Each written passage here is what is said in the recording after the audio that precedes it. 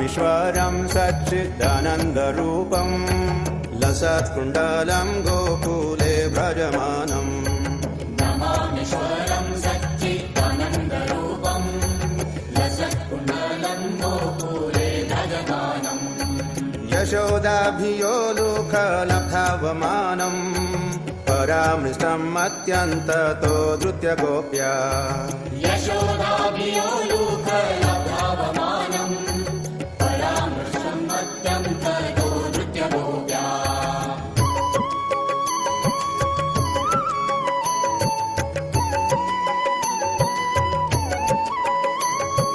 रुदन्तं मुहुर्नेत्र युग्मं मृगन्तम् कराम्भोजयुग्मेन सातङ्कनेत्रम् रुदन्तं मुहुर्नेत्रं युग्मं मृगन्तम् कराम्भोजयुग्मेन सातङ्कनेत्रम् मुहुःश्वसकम्पत्रिरेखाङ्ककण्ठ स्थितग्रैव दामोदरं भक्तिवधाम् मुहुःश्वसकम्पत्रिरेखाङ्ककण्ठ स्थितग्रैव दामोदरं भक्तिवतम्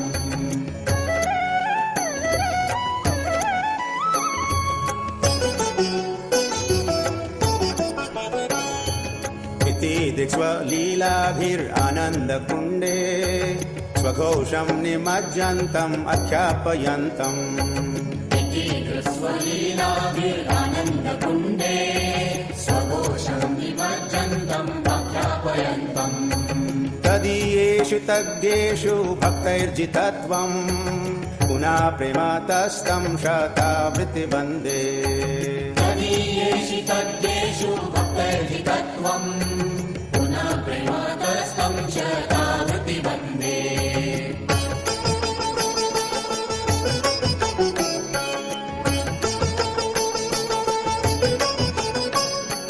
वरं देव मोक्षं न मोक्षं वदिं वा न चान्यं वृणेऽहं वरेशादपीह वरं देव मोक्षं न मोक्षावधिं वा न चान्यं वृणेऽहं वरेशादपीह इदं तेव पूर्णाथ गोपालबालं सदा मे मनस्याभिरस्तां किमन्यै इदं देव पूर्णाथ गोपालबालम् सदा मे मनस्याभिरस्तां किमन्ये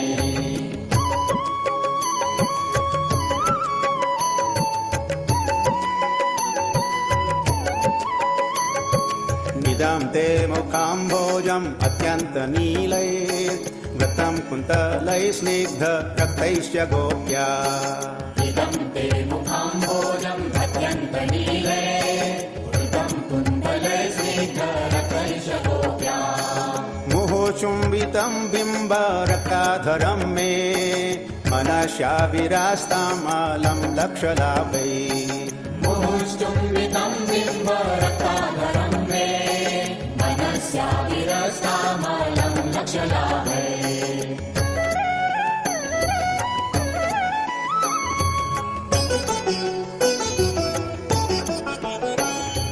नमो देव दामोदरानन्त विष्णो प्रसीद प्रभो दुःख जलाब्धिमग्नम् नमो देव दामोदरानन्त विष्णो प्रसीद प्रभो दुःखजलाब्धिमग्नम् कृपादृष्टिवृष्ट्यातिदिनं बतानु गृहाणेश मामज्ञ निध्यक्षिदृश्य कृपादृष्टिदृष्ट्यातिदिनं बतानो गृहाणेश मामज्ञ निध्यक्षिदृश्यः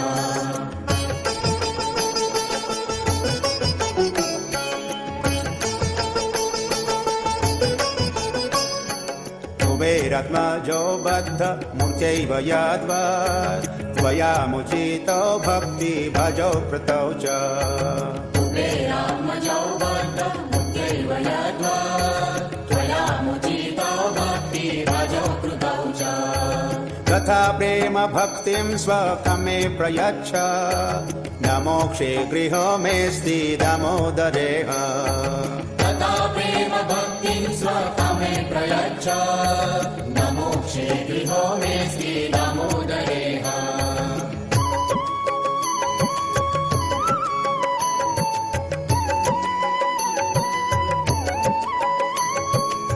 नमस्तेऽस्तु धाम्ने स्फुरदीप्तिधाम्ने त्वदीयोदरायाथ विश्वस्य धाम्ने नमस्तेऽस्तु धाम्ने सुरदीप्तिधाम्ने त्वदीयोदरायाथ विश्वस्य धाम्ने नमो रधिकायै त्वदीयप्रियायै नमोऽनन्तलीलाय देवाय तुभ्यम् नमो रधिकायै त्वदीयप्रियायै नमोऽनन्तलीलाय देवाय तुभ्यम् नमामीश्वरं सच्चिदानन्दरूपं लसत्कुण्डलं गोकुले भजमानम् नमामीश्वरं सच्चिदानन्दरूपं लसत्कुण्डलं गोकुले भजमानम्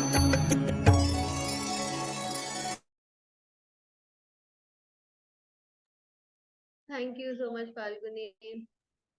हरे कृष्णा, सबका कृष्णा स्वागत माता जी है। दंडवत प्रणाम। हरे कृष्णा लता माता जी, सबका स्वागत है भक्ति वृक्षा प्रोग्राम में। और इसमें हम लोग आज एक स्पेशल टॉपिक लेने वाले हैं।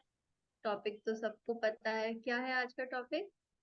प्रभुपाद लीलामृत। श्रील प्रभुपाद। एक्चुअली श्रील प्रभुपाद लीलामृत बुक हम लोग पढ़ना शुरू करेंगे साप्ताहिक रूप से, सप्ताह में एक बार। तो आज थोड़ा सा इंट्रोडक्शन श्रील प्रभुपाद के बारे में, पर उससे पहले मंगलाचरण। और मंगलाचरण के लिए तनिष्का जो है ना, मीटिंग 15-20 मिनट पहले ज्वाइन कर लेती है। वंदना माता जी की डॉटर, वो मंगलाचरण करने के लिए 20 मिनट से वेट करती है। तो तनिष्का मंगलाचरण करेगी। ज्योति या फाल्गुनी कोई मंगलाचरण शेयर कर दीजिए। यस, तनिष्का अभी आ रहा है मंगलाचरण। स्टार्ट कर लो तनिष्का।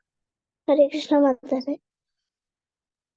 ओम अज्ञानतिमिरन्धस्य ज्ञानाञ्जनशलाकया चक्षुरुन्मीलितं येन तस्मै श्रीगुरुवे नमः। श्रीचैतन्यमनोभीष्टं स्थापितं येन भूतले स्वं रूपकदामह्यं ददाति स्वपदान्तिकं। वन्देऽहं श्रीगुरु श्रीयुतपदकमलं श्रीगुरून् वैष्णवान् श्रीरूपं साग्रजातं श्रीरङ्गललिता श्रीविशाखान्विताम् तं सजीवं साद्वैतं सावधूतं परिजनसहितं कृष्णचैतन्यदेवं श्रीराधाकृष्णपादान् श्रीरङ्गललिता श्रीविशाखान्वितां च। हे कृष्ण करुणा सिन्धो दीनबन्धो जगत्पते गोपेश गोपिकान्त राधाकान्त नमस्तुते। तप्तकाञ्चन गौराङ्गी राधे वृन्दावनेश्वरी वृषभानुसुते देवी प्रणमामि हरिप्रिय। वाञ्छाकल्पतरुवृक्ष कृपा सिन्धुभ्यः च पतितानां पावनेभ्यो वैष्णवेभ्यो नमो नमः। जय श्री कृष्ण चैतन्य प्रभु नित्यानंद श्री अद्वैत गदाधर हरे कृष्ण हरे हरे हरे राम राम राम हरे हरे हरे कृष्ण कृष्ण कृष्ण हरे हरे हरे राम राम राम हरे हरे। कृष्ण माता जी।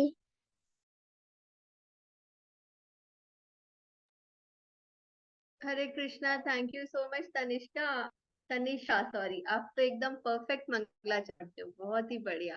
लर्न हो गया ना आपको? यस माता जी। सब लोग देख सकते हैं कि छोटी सी बच्ची और कितना परफेक्ट रीड करती है मंगलाचरण।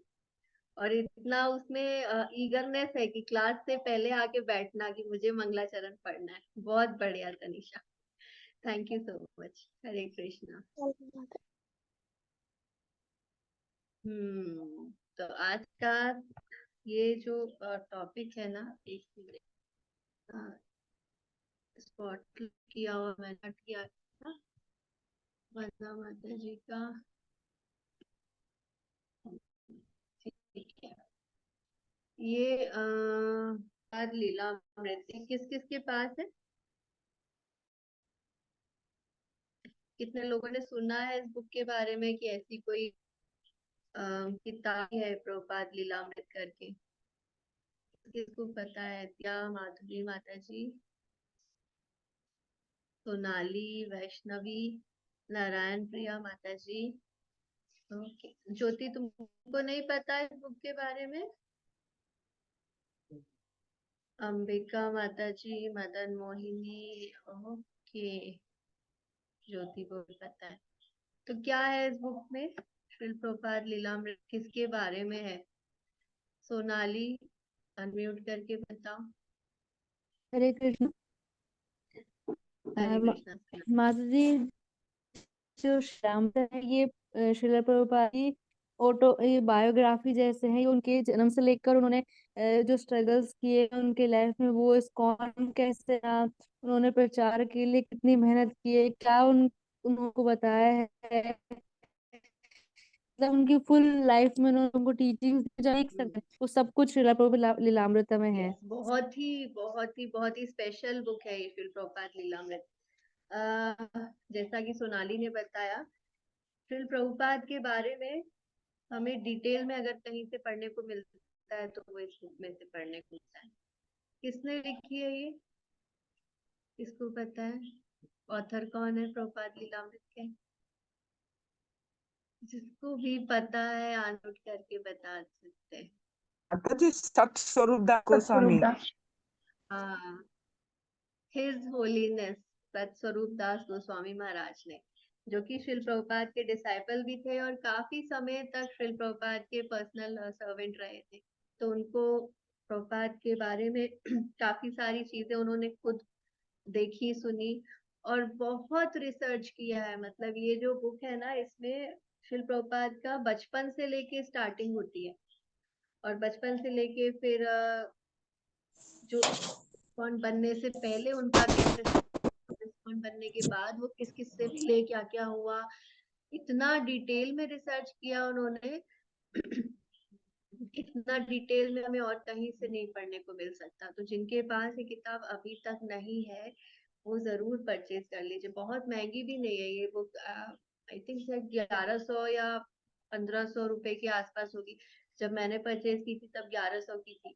2 वॉल्यूम्स हैं इस किताब के, प्रभुपाद लीलामृत के। इंग्लिश में लेंगे तो ज्यादा वॉल्यूम्स है, इंग्लिश में शायद 6 या 7 वॉल्यूम्स में है। हिंदी में लेते हैं तो 2 वॉल्यूम्स है, 2 किताबों का सेट आएगा। तो इसको जरूर रखना है। मदन मोहिनी बता रही कि 1100 की ये आ रही, मैंने 2 साल पहले ली थी तब भी 1100 की थी।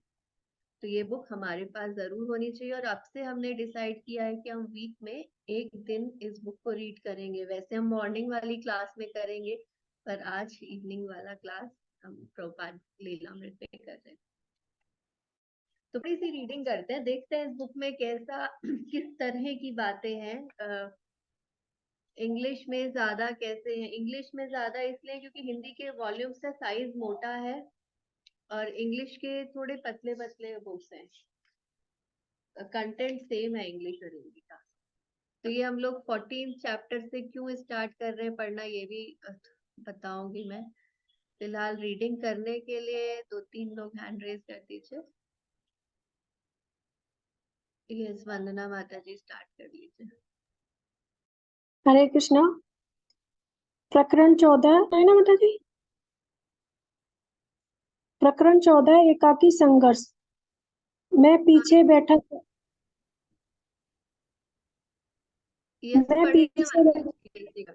मैं पीछे बैठा करता और बैठकों में उनकी बातों को चुपचाप सुनता रहता।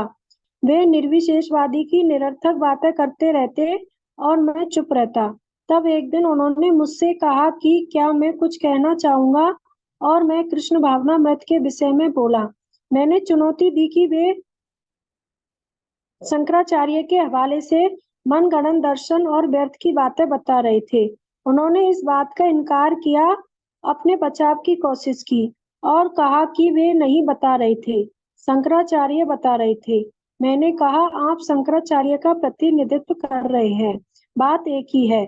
तब वे मुझसे बोले, स्वामी जी, मैं आपको बहुत चाहता हूँ, किंतु आप यहाँ भाषण नहीं दे सकते।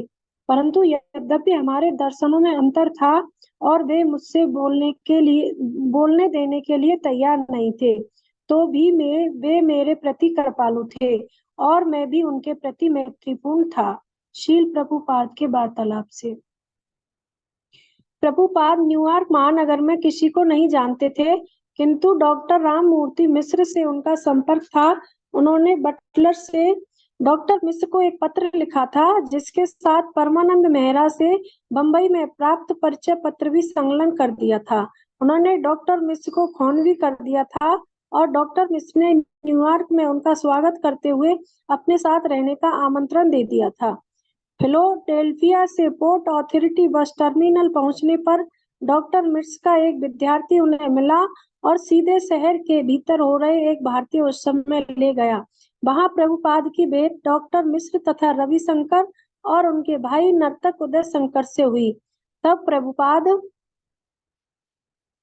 डॉक्टर मिश्र के साथ हडसन नदी के तट पर स्थित उनके घर 33 रिवरसाइड ड्राइव गए। यह घर 14वीं मंजिल पर था।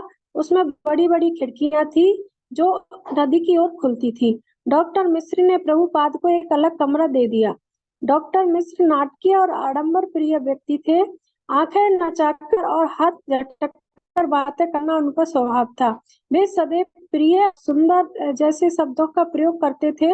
गुरु कैसा होना चाहिए उसकी एक कलापूर्ण परिष्कृत छवि प्रस्तुत करने वाले डॉक्टर मिश्र को कुछ न्यूयॉर्क निवासी सही स्वामी भी कहते थे।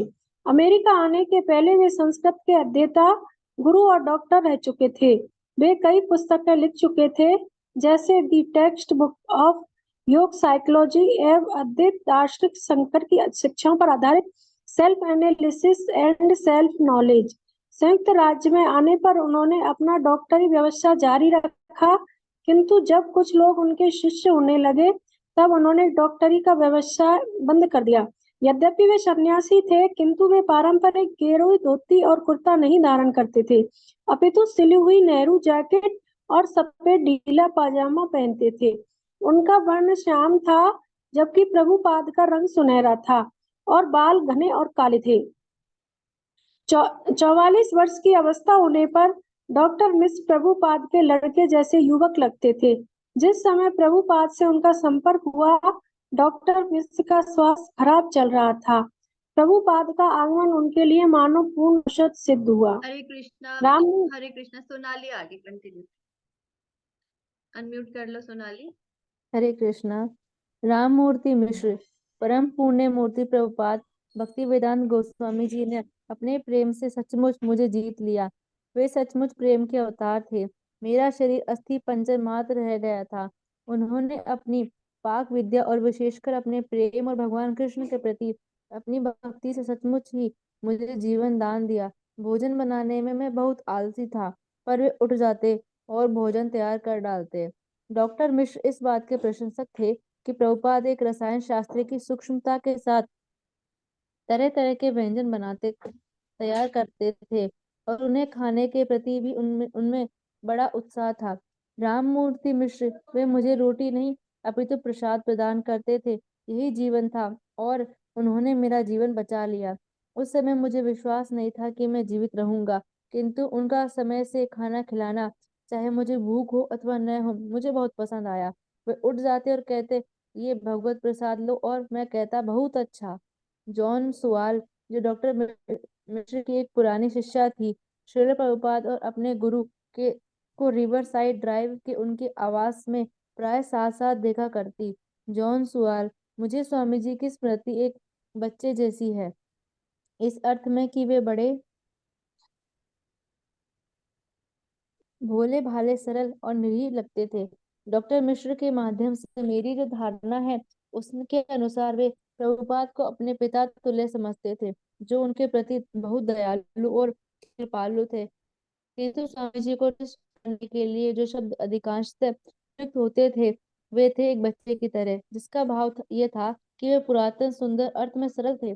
जब पहली बार स्वामी जी से मेरा परिचय कराया गया उस समय डॉक्टर मिश्र ने कहा था कि वे बहुत पुण्यशाली पुरुष हैं, बहुत धार्मिक और भगवत भावनामृत में निमग्न हैं। हरे कृष्णा स्वामी जी, सोनाली। थोड़ा सा और पढ़ेंगे बस, तो माधुरी गंधर्वी का आप अनम्यूट कर लीजिए। हरे कृष्णा। स्वामी जी स्वभाव से बहुत मधुर थे। सब मुझे स्मरण है कि न्यूयॉर्क के जीवन की नित्य प्रति की उलझनों में फंसे रहने पर भी वे बहुत अच्छे व्यक्ति थे। स्वामी जी अपना कार्य आरंभ करने के लिए सर्वोत्तम स्थान की तलाश में थे। वे व्यवहार पटु व्यक्ति थे। मुझे अच्छी तरह स्मरण है कि हर रात को अपने कपड़े धोने के बारे में वे बहुत सावधान थे। मैं उनके पास जाती और पाती कि डॉक्टर मिश्र के आवास में कुछ विद्यार्थी बैठे हैं और स्नान घर में स्वामी जी के गेरुए वस्त्र टंगे हुए हैं। कभी कभी श्रील प्रभुपाद डॉक्टर मिश्र से अपने अमेरिका आने के उद्देश्य के संबंध में विचार विमर्श करते और पश्चिम कृष्ण भावनामृत की स्थापना करने के विषय में अपने आध्यात्मिक गुरु की कल्पना की चर्चा करते। वे डॉक्टर मिश्र से सहायता के लिए अनुरोध करते, किंतु डॉक्टर मिश्र सदैव अपने शिक्षण कार्य की बातें करते, जिसके कारण उन्हें बहुत व्यस्त रहना पड़ता था। वे यह भी कहते कि उनकी योजना यथाशीघ्र अमेरिका छोड़ देने की थी। कुछ सप्ताह बाद जब प्रभुपाद को अपने आवास में रखना डॉक्टर मिश्र के लिए असुविधाजनक लगने लगा, तब उन्होंने स्वामी जी को सेंट पार्क के निकट 100 वेस्ट 72nd स्ट्रीट की 5वीं मंजिल पर अपने हठयोग स्टूडियो में स्थानांतरित कर दिया। स्टूडियो इमारत के मध्य स्थित था। उसमें एक कार्यालय था और उसमें लगा हुआ एक निजी कक्ष था जिसमें स्वामी जी ठहरे। उसमें कोई खिड़की नहीं थी। हरे दार्शनिक कृष्ण दृष्टि से हरे हरे कृष्ण कृष्ण सही रहता है। दंडवत प्रणाम। दंडवत प्रणाम। तो ये हमने रीड किया, ये सैंपल था कि ये जैसे मैं अभी चर्चा कर रही थी कि ये बुक जो है श्रील प्रभुपाद लीलामृत, इसमें इतना डिटेल है ना। जैसे अभी आज जो हमने पढ़ना शुरू किया एकाकी संघर्ष 14 प्रकरण 14th चैप्टर है। श्रील प्रभुपाद ऑलरेडी न्यूयॉर्क पहुंच चुके हैं और वहां पे भी वो अब एक डॉक्टर मिश्र से उनकी भेंट होती है जिनका योगा स्टूडियो है, और वहां पे श्रील प्रभुपाद रहने के लिए आते हैं। तो प्रभुपाद के बारे में डॉक्टर मिश्र ने क्या कहा, कैसा अनुभव था, और एक शिष्या मिली उन्होंने क्या कहा, तो बहुत सारा कुछ हमें इस पुस्तक के माध्यम से जानने के लिए मिलेगा। अभी इतना आगे हम लोग नहीं पहुंचे तो अब हम फ्लैशबैक में चलेंगे। अब हम स्टार्ट करेंगे बिल्कुल स्टार्टिंग में। श्रील प्रभुपाद कौन है? प्रभुपाद का पूरा नाम किस किस को पता है? बिल्कुल शुरू से जाते हैं। आपको कितना नॉलेज है श्रील प्रभुपाद के बारे में? श्रील प्रभुपाद का पूरा नाम एकदम करेक्ट कौन बता सकते हैं? मैं बताऊं माता जी? अंजना माता जी।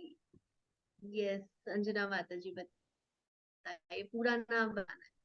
अभय चरण नहीं, अभय चरण नहीं, यही गड़बड़ हो गया। आपके मार्क्स कट। ज्योति, माता जी मैं भी वही बोलने वाली थी। यही से मार्क्स कट हो जाते हैं। मैं मदन बताऊं? मोहिनी, हमें श्रील प्रभुपाद को यही कैसे समझ? यही तो सुना था मैं माता जी। बताऊं माता जी? माता जी मैं मैं बताऊं? मतलब यस, नारायण प्रिया माता जी। कृष्ण कृपा मूर्ति अभय चरणारविंद भक्ति वेदांत स्वामी प्रभुपाद।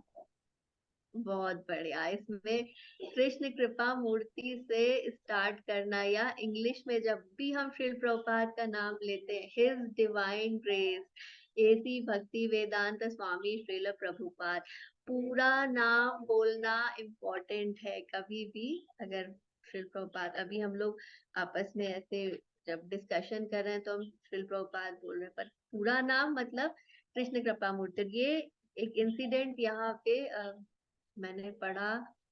हिज होलीनेस भक्ति चारू स्वामी महाराज ने एक बुक लिखी है, Prabhupada the founder Acharya of ISKCON करके, छोटा सा उन्होंने पब्लिश किया था कुछ। वहां पे उन्होंने घटना का वर्णन किया है कि श्रील प्रभुपाद जब स्वयं थे यहाँ पे 1970 के आसपास की बात होगी, तो कोई कोई बुक्स पब्लिश हुए और एक जैसे भागवतम का सेकंड कैंटो पब्लिश हुआ था, और वहां पे लोगों ने ओमिट कर, मतलब थोड़ा मिस्टेक कर दिया था, कृष्ण कृपा मूर्ति नहीं पब्लिश किया था किताब के साथ, या कहीं पे श्रील प्रभुपाद को संस्थापक आचार्य की जगह आचार्य करके संबोधित करे, और श्रील प्रभुपाद इस बात से बहुत नाराज हुए थे। श्रील प्रभुपाद ने पर्सनली लोग अपने डिसाइपल्स को इस चीज के लिए डांटा था कि जब रेफर कर रहे हैं हम श्रील प्रभुपाद जो कि हमारे संस्थापक आचार्य हैं इस्कॉन के, तो संस्थापक आचार्य शब्द इस्तेमाल होना चाहिए। और हिज डिवाइन ग्रेस, या हिंदी में अगर हम बोलते हैं तो कृष्ण कृपा मूर्ति, ये शब्द प्रभुपाद के पूरे नाम के आगे जरूर होना चाहिए। प्रभुपाद का खुद का एक इंस्ट्रक्शन है, तो ध्यान रखना है। ठीक है, तो प्रभुपाद क्यों? माता जी Yes. एक बात बोलिए पूरा। कृष्ण नहीं, आप कपट। कृष्ण कृपा मूर्ति, एसी बोलते हैं हम शॉर्ट में इंग्लिश में। कृष्ण कृपा मूर्ति अभय चरणारविंद भक्ति वेदांत स्वामी श्रील प्रभुपाद। इंग्लिश में बोलेंगे तो हिज डिवाइन ग्रेस अभय चरणारविंद भक्ति वेदांत स्वामी श्रील प्रभुपाद, पूरा आना चाहिए। याद हो गया? इसमें मिस्टेक नहीं होनी चाहिए, बेसिक कृष्ण कृपा मूर्ति अभय चरणारविंद भक्ति वेदशील प्रभुपाद। भक्ति वेदांत स्वामी श्रील प्रभुपाद। अब माता जब जी हम लोग इसमें रिवाइज, श्रीमद भी लिखा हुआ है किताब में। हाँ श्रीमद, हिंदी में जब हम लोग रेफर करते हैं ना तो कृष्ण कृपा मूर्ति लिख सकते हैं या श्रीमद लिख सकते हैं। इंग्लिश में जब हम बात करते हैं तो his divine grace title Prabhupada के लिए है, और हिज डिवाइन ग्रेस टाइटल कोई और पूरे इस्कॉन के अंदर नहीं यूज कर सकते। ठीक है, तो या तो कृष्ण कृपा मूर्ति हिंदी में हिज डिवाइन ग्रेस को कहीं कहीं लिखा होता है, या फिर श्रीमद, जैसा माता जी ने बताया। तो श्रील प्रभुपाद के बारे में अगर हम स्टार्टिंग से थोड़ा ये बुक के बेसिस पे ही चलेंगे, तो प्रभुपाद का जन्म कहाँ पे हुआ था और कब? वेस्ट बंगाल। कलकत्ता। कोलकाता में। ये, और माता पिता कौन थे श्रील प्रभुपाद के? किनको पता है माता जी पिता मैं का नाम? बताऊं? नहीं, नारायण प्रिया माता जी आप एक आंसर दे चुके हैं। इनके अलावा माधुरी गंधर्विका माता जी, माधुरी गंधर्विका माता जी आप बताइए। माता जी रजनी और मोहनडे। रजनी और मोहनडे। मोहन के आगे एक वर्ड छूटा, गौर मोहनडे। गौर। गौर मोहनडे। तो ये बात है बहुत पहले, 1896 की बात है। कोलकाता में एक बहुत अच्छा फैमिली था, संभ्रांत परिवार था, मलिकों का परिवार। रजनी और गौर मोहनडे जो है ये भी भगवान के बहुत बड़े भक्त थे। इनके परिवार में यहाँ जैसा वर्णन है कि जन्माष्टमी का उत्सव चल रहा था, और जन्माष्टमी के जस्ट अगले दिन श्रील प्रभुपाद का हम लोग मनाते हैं व्यास पूजा, जन्माष्टमी के नेक्स्ट डे, दूसरे है ना? दिन। दूसरे दिन प्रभुपाद का जन्म गौर मोहनडे और रजनी देवी के घर में। और ये इनके जन्म की बहुत सारी उत्सव मनाया गया। और जन्म के बारे में प्रभुपाद की कई सारी बचपन में कैसे थे प्रभुपाद, उन घटनाओं का वर्णन है। तो जैसा हमें पता चलता है कि श्रील प्रभुपाद बचपन से ही भगवान के भक्त।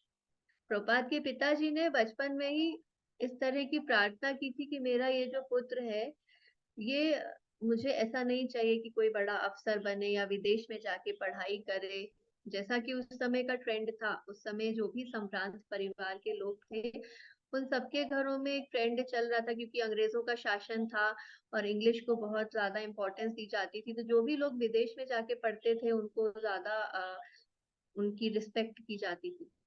पर गौर मोहनडे ने ये प्रे किया कि मेरा ये जो पुत्र है ये राधा रानी का बहुत बड़ा भक्त बने। तो बचपन से ही श्रील प्रभुपाद के घर में उस तरह के संस्कार उनको माता पिता ने दिए। अब एक दो इंटरेस्टिंग घटनाओं का वर्णन है इस किताब में कि बहुत मजेदार है, तो मुझे सुनाने का मन कर रहा है।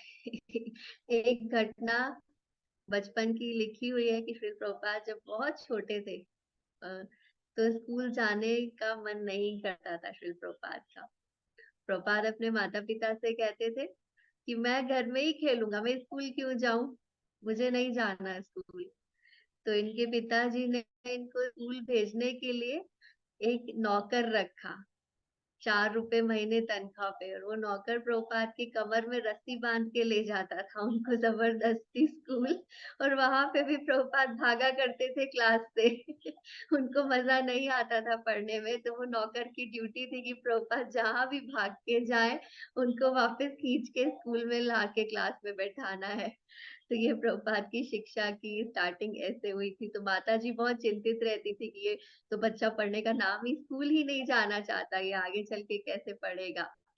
लेकिन धीरे धीरे ऐसे ही जबरदस्ती स्कूल जाते जाते श्रील प्रभुपाद का मन लगने लगा स्कूल में, और फिर हम लोगों को पता है कि प्रभुपाद बहुत अच्छे स्कॉलर बने, मतलब पढ़ाई में भी प्रभुपाद ने आगे स्कॉटिश कॉलेज करके, कोलकाता का बहुत famous college Scottish church college, वहां से उन्होंने पढ़ाई किया। बचपन से ही प्रभुपाद की रुचि जो थी वो भगवान की सेवा में थी, और प्रभुपाद ने खुद अपने माता पिता से कहा कि आप लोग तो भगवान की सेवा करते हो, मैं किसकी सेवा करूं, मुझे भगवान चाहिए। तो इनको इनके माता पिता ने भगवान के विग्रह लाके दिए थे बचपन में। प्रभुपाद के घर के जस्ट सामने मंदिर था राधा गोविंद का, जहाँ पे उनके माता पिता सेवा पूजा करने जाया करते थे, और उन्हीं की तरह छोटे से विग्रह राधा गोविंद के प्रभुपाद को लाके दिए। और बचपन से ही श्रील प्रभुपाद उनकी पूरे विधि विधान से सेवा पूजा अर्चना में लगे रहते थे। ये दिख रहा है जो कि हमको दिखा रही है प्रभुपाद और गौर मोहन की राधा गोविंद के विग्रह की के बारे में पूछ रहे हैं, और फिर पिताजी ने इनको ये विग्रह ला के दिए और प्रभुपाद ने इनकी सेवा की। एक और विशेष चीज प्रभुपाद ने बचपन से की, और फिर आगे चल के वो पूरे विश्व में प्रभुपाद ने एक बहुत बड़ा इवेंट बनाया उसको, और वो था रथ यात्रा। जगन्नाथपुरी में जब रथ यात्रा का उत्सव जिस समय होता था, तो पूरे बंगाल में इसका बड़ा मान्यता थी, और अभी भी है। आज के समय में भी हम लोग इधर नॉर्थ में उतना रथ यात्रा को नहीं जानते, पर बंगाल उड़ीसा में ये एक बहुत फेमस इवेंट होता है रथ यात्रा भगवान का। तो श्रील प्रभुपाद ने बचपन में ही, ये दिख रहा है, ज्योति ने पहले ही फोटो निकाल के रखा है, ये रथ उन्होंने स्वयं अपने हाथों से बनाया। जगन्नाथ बलदेव सुभद्रा महारानी के विग्रह बिठाए, और ये पूरा कीर्तन करते हुए रथ यात्रा का आयोजन किया। और श्रील प्रभुपाद ये रथ यात्रा का आयोजन हर वर्ष करते थे। और इसके बाद जब प्रभुपाद ने इस्कॉन एस्टैब्लिश किया, ये तो अभी बचपन की बात है, इसके बाद ये रथ यात्रा छूट गई, प्रभुपाद अपने व्यवसाय में व्यस्त हो गए। फिर वृंदावन गए, उसके बाद यूएसए गए, और यूएसए में जाने के बाद भी जब प्रभुपाद को अवसर मिला, तो उन्होंने यही जगन्नाथ बलदेव रथ यात्रा का महोत्सव पूरे विश्व में प्रचलित कर दिया। अभी इस समय इस संसार का एक जगन्नाथ बलदेव सुभद्रा महारानी की रथ यात्रा नहीं होती। पहले सिर्फ जगन्नाथपुरी में होती थी। श्रील प्रभुपाद की कृपा से, श्रील प्रभुपाद के प्रयासों से इस समय विदेशी देशी सब तरह के भक्त जगन्नाथ सुभद्रा महारानी के दर्शन करते हैं, उनका आशीर्वाद लेते हैं, कृपा लेते हैं, और रथ यात्रा का उत्सव मनाते हैं।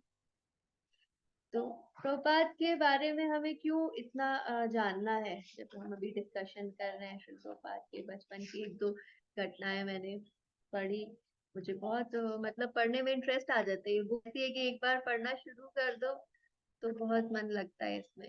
यस, ज्योति वॉल्यूम नहीं है इसमें, वॉल्यूम था क्या? Hare Krishna, Krishna Krishna, Hare Hare, Hare Rama, Rama Rama, Hare Hare, Hare Krishna, Krishna Krishna, Hare Hare,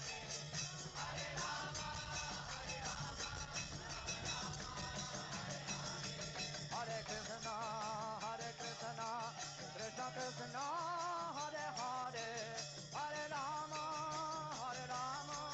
Rama Rama, Hare Krishna, Krishna Krishna,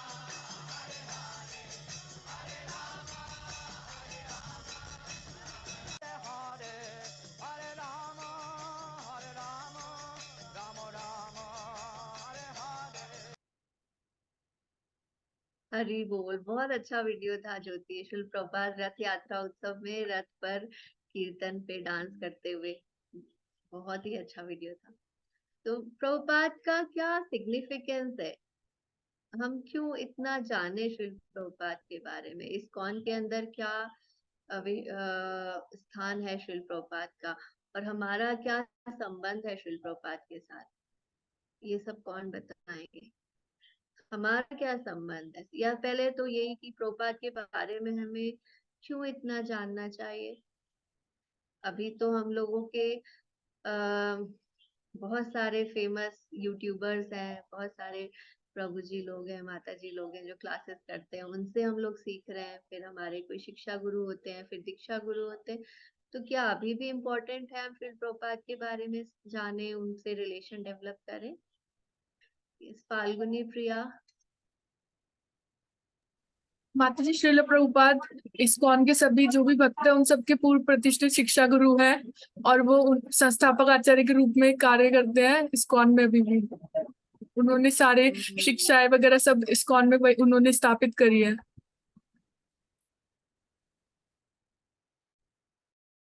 बहुत बढ़िया। जी, इस्कॉन मीन्स शिला प्रभुपाद मीन्स इस्कॉन। तो शिला प्रभुपाद हमारे वही गुरु है, प्रथम गुरु जी है। यही है। तो ये बात है एक्चुअली चैतन्य महाप्रभु ने एक भविष्यवाणी की थी। भविष्यवाणी उन्होंने ये कि एक समय ऐसा आएगा जब विश्व के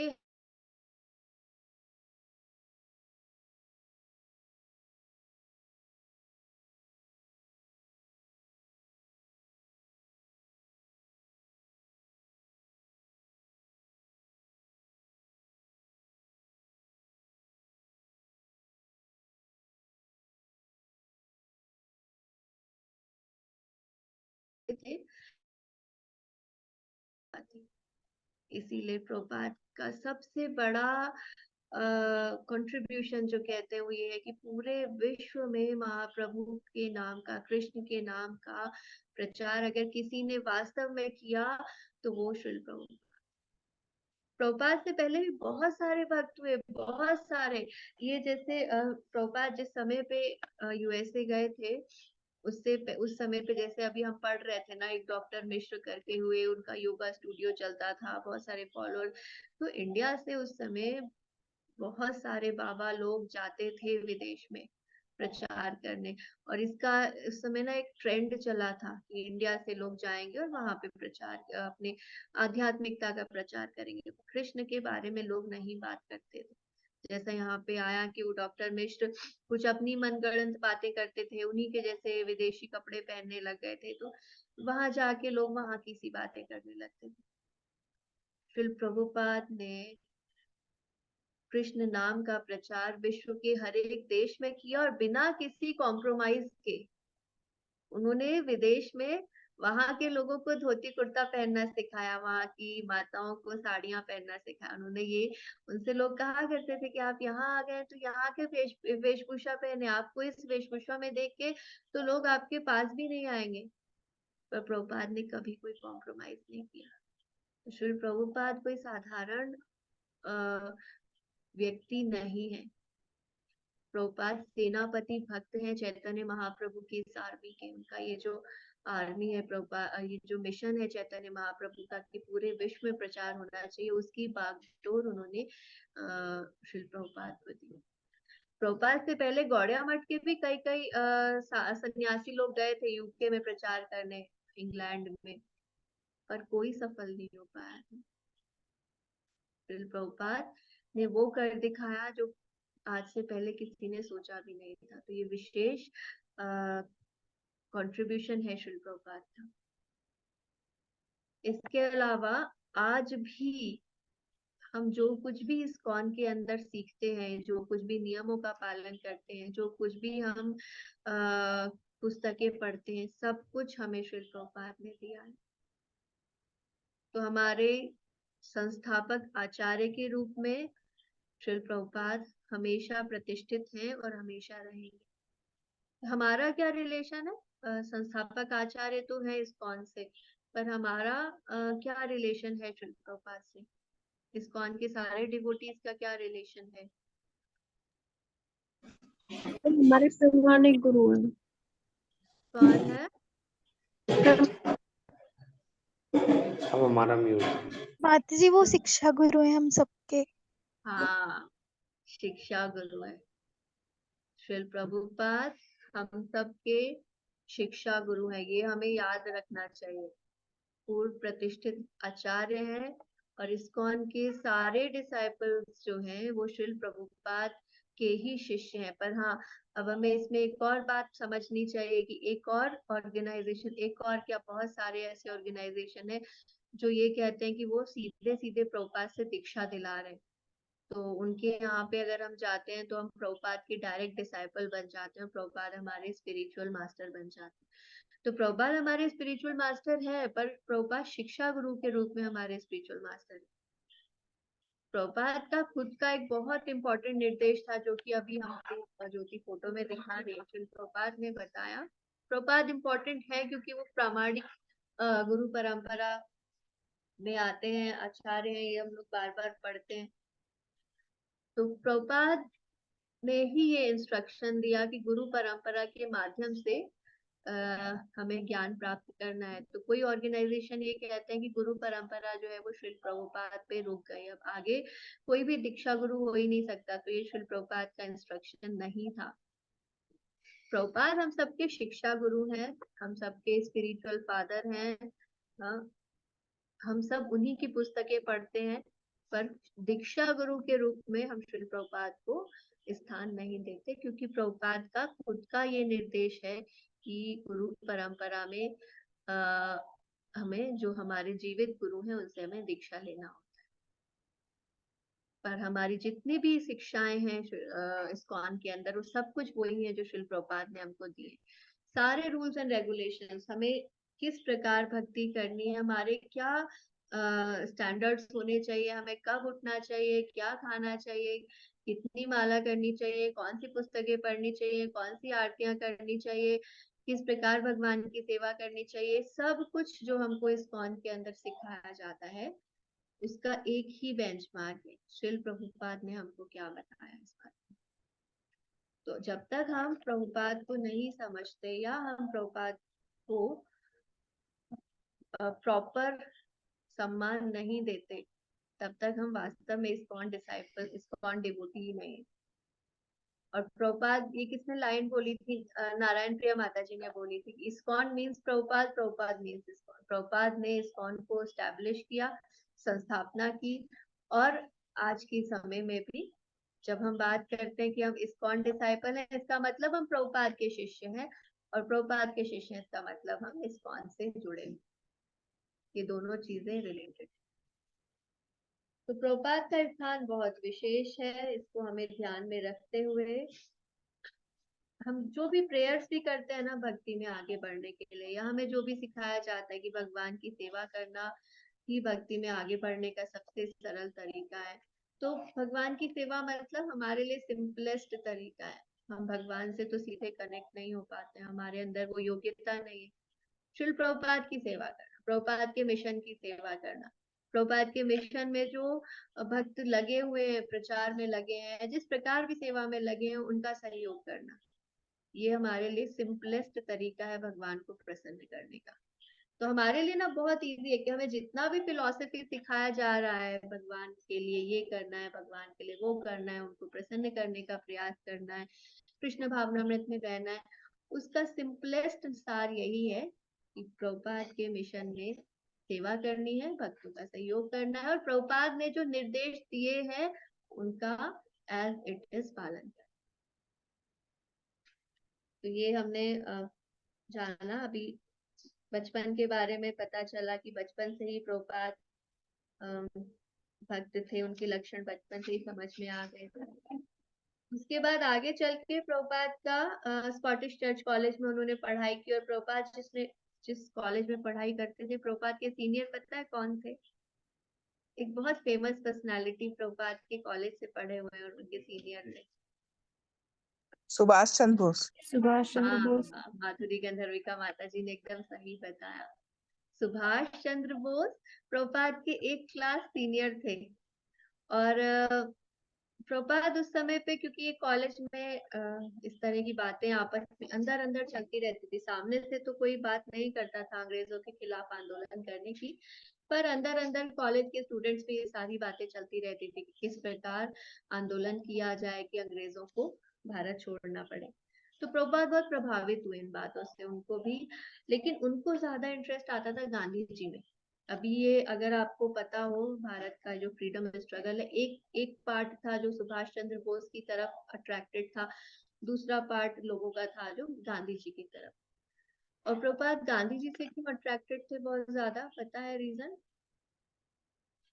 प्रभुपाद का उन्होंने खुद बताया कि वो क्यों गांधी जी की तरफ आकर्षित हुए थे स्वतंत्रता श्री संग्राम। गांधी जी अहिंसा के पुजारी थे और उन्होंने अहिंसा को प्रभुपाद उनकी अहिंसा की वजह से नहीं अट्रैक्ट हुए थे। माता जी भगवत गीता माता अपने जी साथ कैरी करते थे। भगवत यस हाँ, वो गांधी भगवत गांधी जी गीता रखते थे। वैष्णव को मानते थे, वो गांधी वैष्णव जी अपने साथ भगवत गीता लेके घूमते थे। गांधी जी ने आगे चल के भगवत गीता पे कमेंट्री भी, टीका भी लिखा।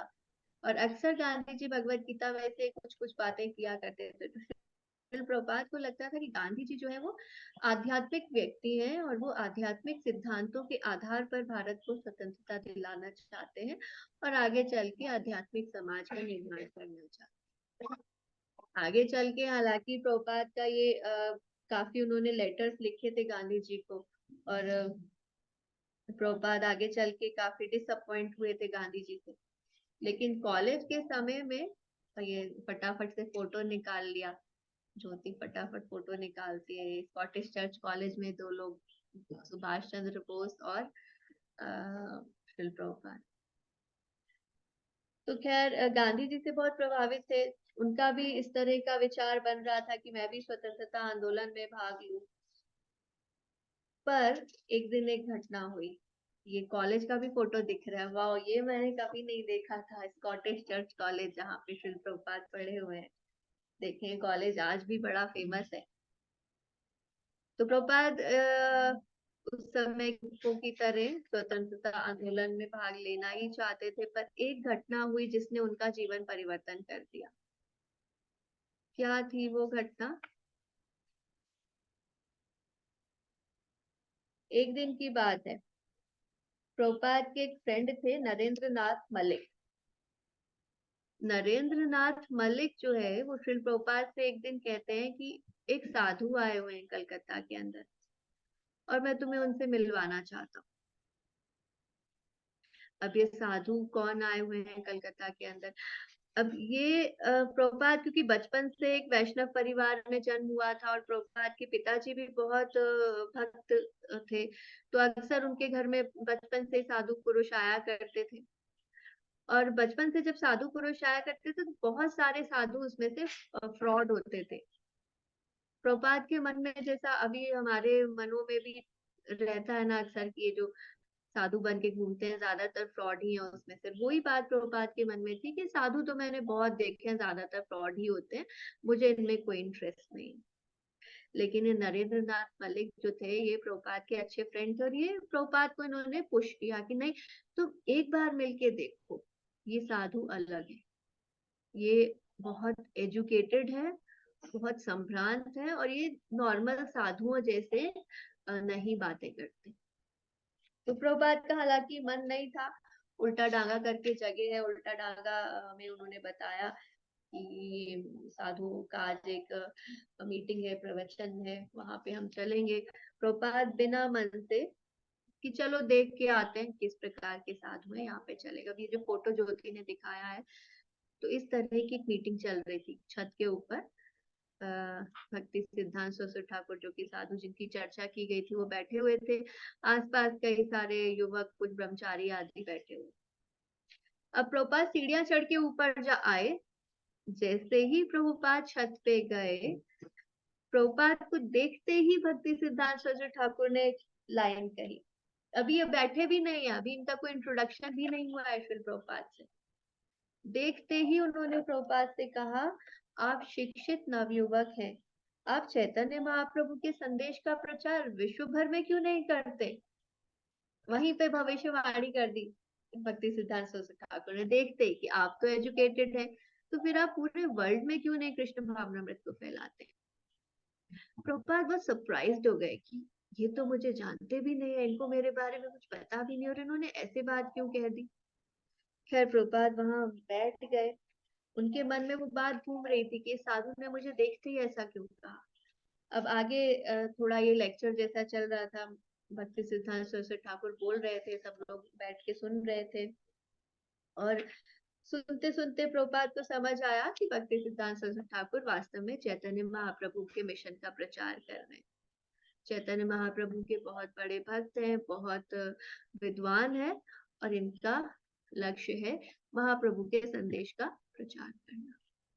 अब ये पूरी मीटिंग खत्म हो गई। मीटिंग खत्म होने के बाद क्या हुआ कि प्रभुपाद कन्विंस तो हो रहे थे इनकी बातों से, पर प्रभुपाद के मन में एक डाउट था। उन्होंने क्वेश्चन किया कि आप जो कुछ भी कह रहे हैं कृष्ण भक्ति के बारे में, महाप्रभु के संदेश के बारे में, वो सब कुछ ठीक है, लेकिन उन्होंने बोला कि अभी तो हम पराधीन है, अभी इंडिया तो फ्रीडम, हमें तो स्वतंत्रता मिली नहीं है, कौन सुनेगा महाप्रभु के संदेश को।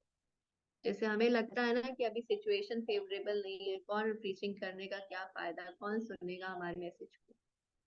ऐसे प्रभुपाद ने बोला कि हम तो पराधीन देश के लोग हैं, पहले भारत को स्वतंत्र हो जाने देते हैं, पहले हमें फ्रीडम मिल जाए, उसके बाद ये सब बातें करेंगे।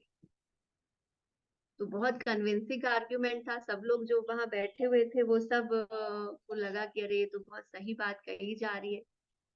लेकिन तब भक्ति सिद्धांत सरस्वती ठाकुर ने उत्तर दिया। उन्होंने उत्तर दिया गंभीर स्वर में कि कृष्ण चेतना को भारतीय राजनीति में परिवर्तन की प्रतीक्षा नहीं करनी।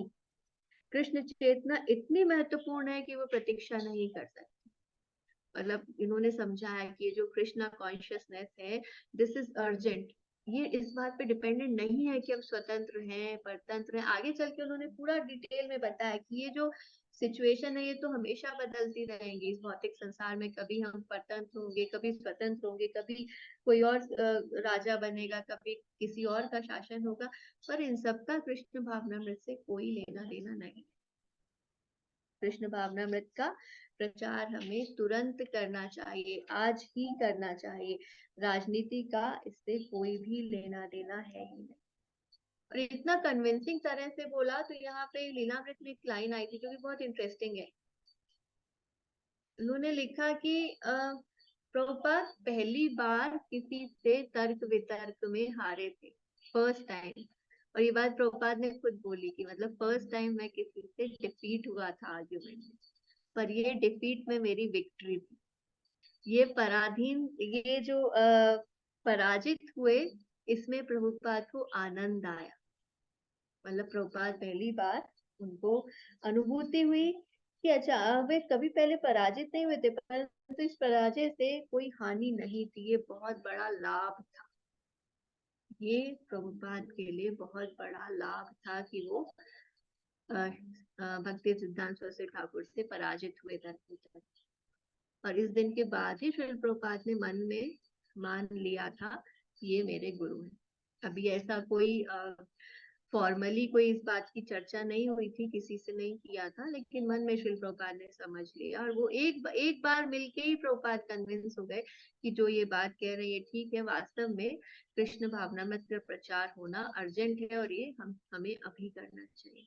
और इसके बाद फिर आगे चल के प्रभुपाद गौड़िया मठ, जो कि भक्ति सिद्धांत सरस्वती ठाकुर का उनका एस्टैब्लिश किया हुआ ऑर्गेनाइजेशन है, गौड़िया मठ के कई साधुओं से मिलते थे, ब्रह्मचारियों से मिलते थे। काफी गौड़िया मठ की प्रभुपाद ने सहायता की गई, कई जगह सेंटर बनवाने में, कई जगह फंड कलेक्शन करवाने में। जैसे भी श्रील प्रभुपाद से संभव होता था, प्रभुपाद सहायता करते थे गौड़िया मठ की। और इस तरह सहायता करते करते ये अब एक इंसिडेंट और हम डिस्कस करेंगे, जिसका फोटो ज्योति ने दिखा दिया है, और उसके बाद हम आज का क्लास करेंगे। तो ये सहायता करते करते अब काफी डिसाइपल्स जो थे भक्ति सिद्धांत सरस्वती ठाकुर की, वो जानने लगे थे श्रील प्रभुपाद। तो प्रभुपाद ने एक बार निवेदन किया कि मैं अभी दीक्षा लेना चाहता हूँ। दीक्षा प्रोग्राम हो रहा था, जैसा अभी क्लास से पहले भी हम दीक्षा की चर्चा कर रहे थे।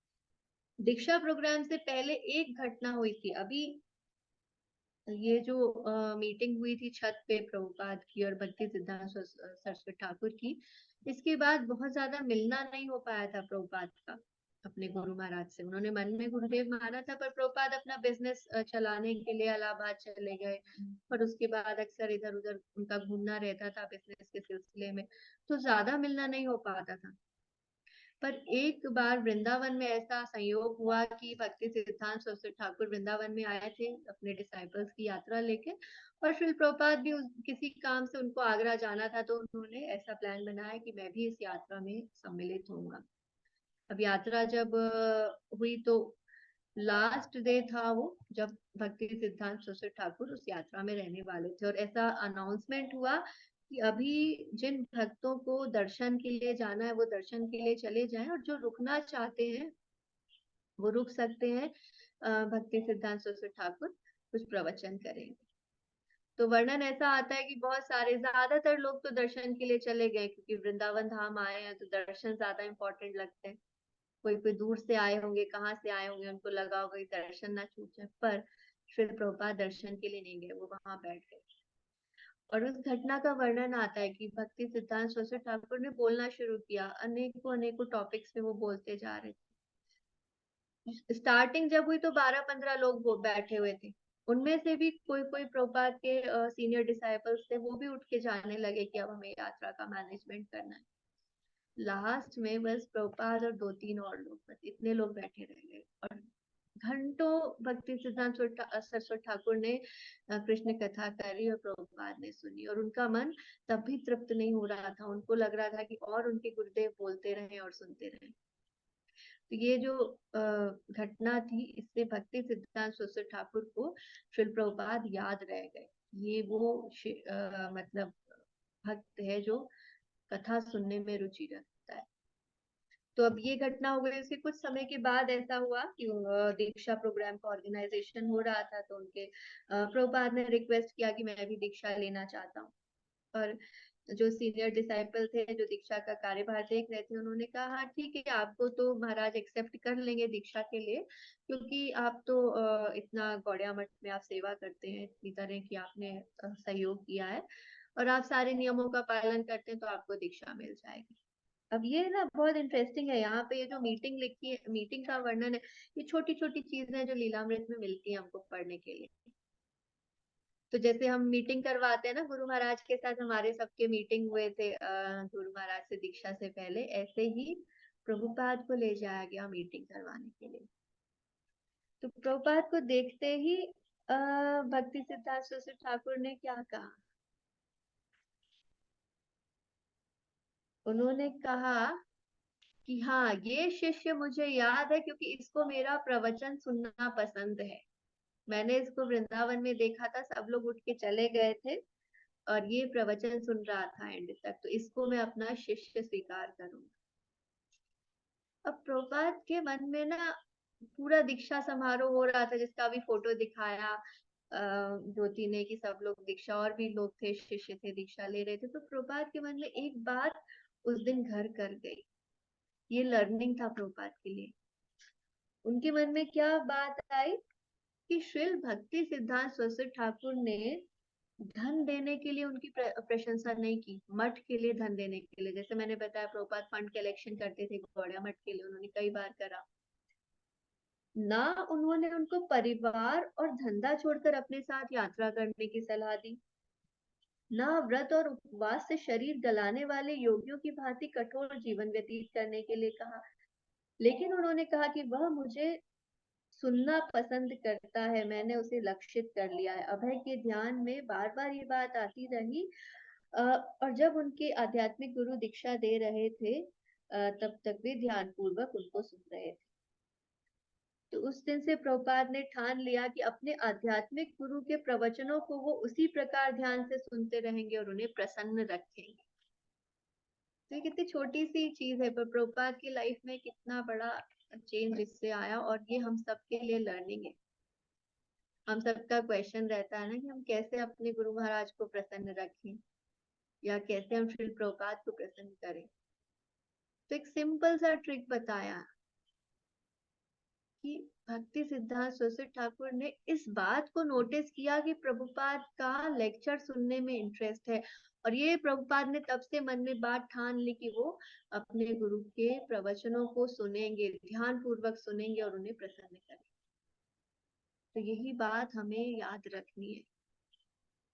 सबसे पहली चीज जो हम भूल जाते हैं वो आगे चल के यहाँ पे आता भी है, इसी इसी घटना में आता है कि जब हम नवता भक्ति की बात करते हैं ना, नवता भक्ति की 9 टाइप्स ऑफ भक्ति जो होती है, श्रवणम से स्टार्ट होती है। श्रवणम यानी सुनना, सबसे पहली चीज है सुनना। और ये सुनने से ही हम सिर्फ इतना ही अगर हम कर लेना, रेगुलर बेसिस पे लेक्चर सुनना हमारे गुरु महाराज के, श्रील प्रभुपाद के, इतने यही से बस हमारी भक्ति पक्की होती जाती है। इतना करने से ही सिर्फ हम श्रील प्रभुपाद को प्रसन्न कर सकते हैं, अपने गुरु महाराज को प्रसन्न कर सकते हैं। और श्रवणम अगर हमारा ठीक नहीं चल रहा है, अगर हम लेक्चर सुन ही नहीं रहे हैं, तो फिर भक्ति में आगे बढ़ ही नहीं पाएंगे। तो ये एक हमारे लिए लेसन है प्रभुपाद की दीक्षा समारोह में से भी, कि सबसे इम्पोर्टेंट क्या है, वो है रेगुलर बेसिस पे हियरिंग करना। तो यहाँ पे प्रभुपाद का क्या हो गया दीक्षा नाम? प्रभुपाद का वैसे नाम क्या था पहले? जन्म के समय माता पिता ने क्या नाम दिया था? क्या नाम दिया था गौरमोहन डे और रश्मि देवी ने? अभय चरण। हाँ, अभय चरण। अभय चरण। यस, अभय चरण। और अब गुरु महाराज ने क्या नाम कर दिया उनका? ऐसी भक्ति वेदांत सरस्वती ठाकुर। नहीं नहीं, इतना सारा नाम नहीं दिया उनके गुरु महाराज ने। भक्ति वेदांत। भक्ति वेदांत नहीं नहीं, भक्ति वेदांत तो बहुत आगे जाके टाइटल अभय चरणारविंद। हाँ, अभय, अभय चरण उनका नाम था। गुरु महाराज ने अभय चरणारविंद कर दिया। जैसे मेरा नाम दीप्ति था, गुरु महाराज ने दीप्तिमयी राधिका कर दिया। फाल्गुनी का नाम फाल्गुनी था, अभी गुरु महाराज ने फाल्गुनी प्रिया कर दिया। ऐसे ही श्री प्रभुपाद के गुरु महाराज ने उनका नाम अभय चरण से अभय चरणारविंद कर दिया। अभय चरणारविंद का अर्थ कि जो भगवान कृष्ण के चरण में जिसने शरण ले रखी और इस कारण वो उसको अभय है। अभय यानी किन्हीं से भी नहीं डरते। कृष्ण के कमल रूपी चरण, चरण चरणारविंद मतलब कृष्ण के कमल रूपी चरण या चरण कमल में शरण लेने के कारण जो अभय है, वो है अभय चरणार। और एक इंटरेस्टिंग बात है प्रभुपाद की दीक्षा में, लास्ट बात बता रही हूँ मैं। हम लोगों के यहाँ जब दीक्षा होती है तो हमको एक हरिनाम दीक्षा होती है इस्कॉन के अंदर, और दूसरी ब्राह्मण दीक्षा होती है। जैसे हम लोगों का ब्राह्मण दीक्षा हुआ तो नॉर्मली पहले हरिनाम दीक्षा दिया जाता है, जहाँ पे नाम चेंज किया जाता है। और फिर अभी इस्कॉन में स्टैंडर्ड है कि कम से कम 2 साल आप हरिनाम दीक्षा के बाद ब्राह्मण दीक्षा ले सकते हैं। वही जनरल स्टैंडर्ड पहले भी था। भक्ति सिद्धांत सरस्वती ठाकुर भी ऐसा ही करते थे कि पहले हरिनाम दीक्षा देते थे और उसके बाद कुछ समय बाद जब उनको लगता था कि हाँ अब कोई पक्के तरह से नियम पालन कर रहा है, उसको ब्राह्मण दीक्षा दिया जाता है। लेकिन श्री प्रभुपाद का एक ही साथ हरिनाम दीक्षा और ब्राह्मण दीक्षा दोनों दे दिए भक्ति सिद्धांत सरस्वती ठाकुर ने। उनको इतना योग्य मानते थे कि वही हरिनाम दीक्षा के बाद ही उनको सेक्रेट थ्रेड या यज्ञोपवीत या जनेऊ जो बोलते हैं, जो ब्राह्मण लोग पहनते हैं, वो भी उनको साथ ही दे दिया और उनको कह दिया कि अब ये पूरी तरह से ब्राह्मण कार्य यानी जो अर्च विग्रह सेवा करने का कार्य होते हैं। ब्राह्मण दीक्षा का प्रयोजन यही है कि भगवान की सेवा कर सकते हैं, अर्च विग्रह की सेवा कर सकते हैं। तो प्रभुपाद को उन्होंने दोनों दीक्षा एक साथ देके उनको कहा कि अब ये भगवान की सेवा कर सकते हैं। ठीक है, तो ये हमने प्रभुपाद की दीक्षा तक इस क्लास में देख लिया। अभी ये बुक हो इसका लगभग 4 तक पूरा नहीं हुआ, 4 की स्टार्टिंग तक दीक्षा तक लगभग हमने पूरा कर लिया। तो इतने चैप्टर्स आप लोग पढ़ लें। आगे भी अभी हम अगले क्लास में भी 3-4 चैप्टर्स का इसी तरह से शॉर्ट में गो थ्रू करेंगे।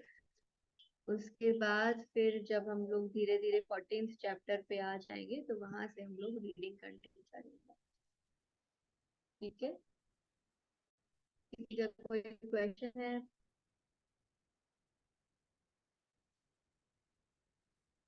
कोई सजेशन है?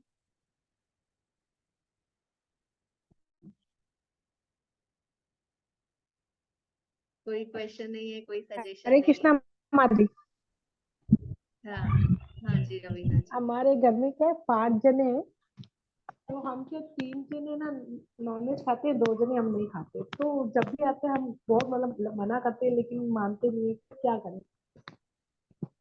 माता जी सबसे पहले तो हमें जैसे बोलते हैं ना, अपनी रक्षा करनी चाहिए। एरोप्लेन में जब हम जाते हैं तो कहते हैं अपनी सुरक्षा पेटी बांध लें। तो घर वालों को तो उनको हम डायरेक्ट मना, आज हमने कौन में कल से हम उन्हें कहें तो भी मत खाओ, ये प्रैक्टिकली नहीं होता।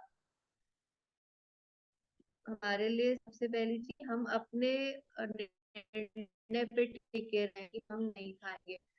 उसके लिए हम अपना भोजन चाहे कुक करना पड़े, अलग से कुक करना पड़े, वो हमें मेहनत कर लेनी चाहिए। बाकी के लोग जो कर रहे हैं उनको अभी स्टार्टिंग में जैसा वो कर रहे हैं वैसा करने दें। लेकिन धीरे धीरे चल के माता जी, बहुत सारे डिवोटीज के साथ सेम सिचुएशन थी। जब हम अच्छे भक्त खुद बनते जाते हैं और हमारे फैमिली मेंबर्स भक्तों से मिलते हैं, हमारे आते हैं, प्रसाद खाते हैं भगवान का, हम कुकिंग करके भगवान का भोग लगा के खिलाएंगे, थोड़ा सा धैर्य रखे, धीरे धीरे करके घर वाले सब नॉनवेज छोड़ देते हैं। एक हम भोजन तो नहीं खाते, लेकिन क्या है, उसी रास्ते में मतलब लड्डू गोपाल है तो भोग बनता है, तो मन नहीं मानता है, मतलब ऐसे तो मुझे तो अच्छा आप नहीं भोजन अलग रखे ना। ये हमें थोड़ी मेहनत करनी पड़ती है इसके लिए। नॉनवेज वाले बर्तनों में बना के तो नहीं भोग लगा सकते भगवान को, तो इसके लिए हमें थोड़ा पक्का होना पड़ता है। हम अपने भगवान को हमें भोग लगाना है तो हमारे बर्तन रहेंगे, हम अलग से कुकिंग कर लेंगे। बाकी जिसको जो करना है, जैसा खाना है वो खाए। और